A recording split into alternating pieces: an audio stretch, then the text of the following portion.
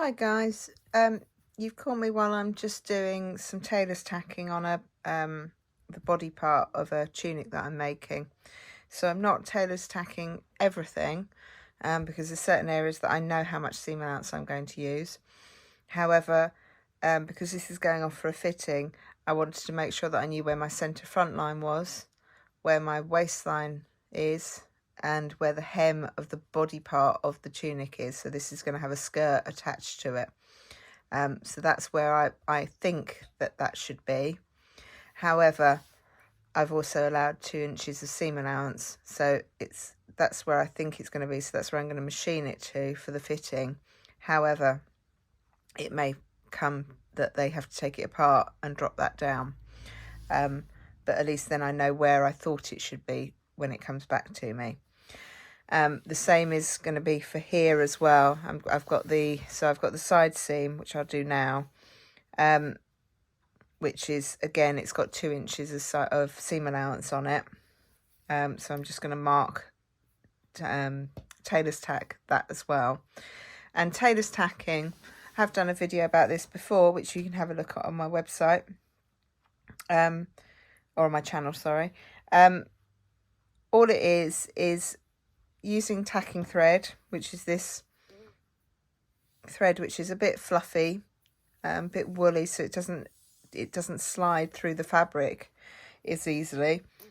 And all it does is that you create loops in your stitches, and then that allows you to open it out and then cut through the loops, and then you've got markings on both pieces of your garment. Okay, so these are 2 fronts. This is the hem of 2 fronts, which I've already done. Okay, so I'll just show you how to do it on my side seam. So it's double thread, no knot at this end, and then you just go in and out. But every time you come up to the top layer, you're going to use, they only need to be probably about 1/2 inch or just over 1 centimetre apart from each other.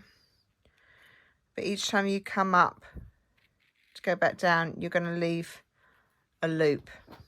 Okay, so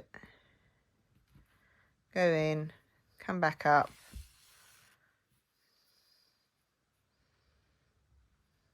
and leave a loop. And one way of doing it is actually to let it go around your finger, so that you know that you've got quite a big loop there. Going to make sure that both layers of fabric are sat right on top of each other, so you might want to pin them together first of all. I haven't, but you might want to pin them together just so you know that they're not going to move. And then you just work all the way along your line, whichever line you're trying to mark. And this is my side seam, as I said earlier. And I'm just going to go all the way along. Just going to speed up a little bit.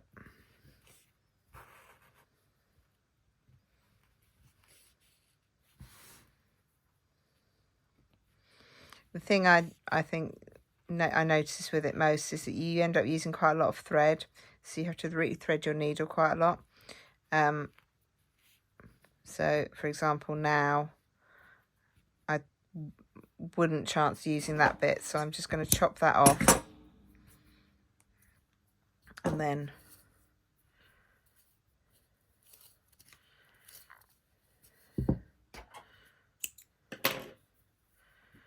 re-thread my needle. You need quite a big eye on the needle that you use, because of the thread being quite thick, so it's not like a normal sewing thread. And you can buy it from most tailoring kind of shops, or haberdashery shops, probably more online than you wouldn't necessarily buy it on the high street. I bought this from the Lining Company in the UK, and they sell lining fabric, obviously, but they also sell quite a lot of tailoring accessories, and this was from them.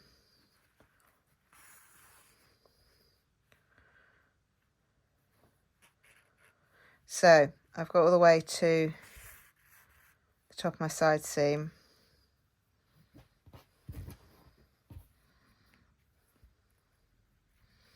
and then all you do, cut your thread off, leave a tail, and then you can lift the top layer up and turn it back on itself. And then because you've got the loops on here, haven't got any loops on that side, and we really want the top layer here to end up looking like this layer. So all you do is you're just going to ease them apart. At the moment, in theory, nothing can pull through because you haven't cut anything yet. Your ends, this one and this one right at the end, and where I did a join earlier, that might come through. See, that one's just popped through. But in theory, nowhere else should be able to do it. And so then I'm ending up with pretty well a loop, flat loop on this side. Okay, and then once I've done that as much as I think I can, all I'm going to do now is cut down the middle of that thread. So you need some sharp scissors.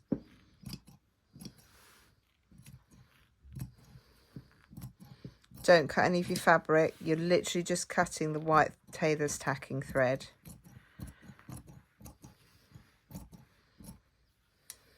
Okay, and then that means that I've now got my side seam marked on the lower panel as well as the upper panel. Okay, and I also know that this frilly side is my right side of my garment, whereas that side and that side are the wrong side.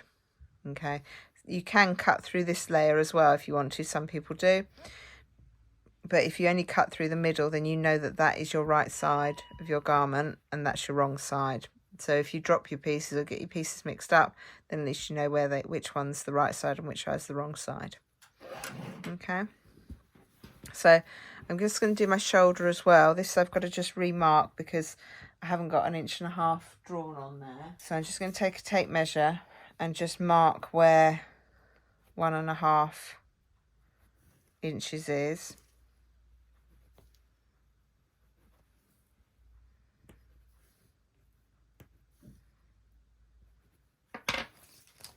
And then use exactly the same method. I'm just going to tack that.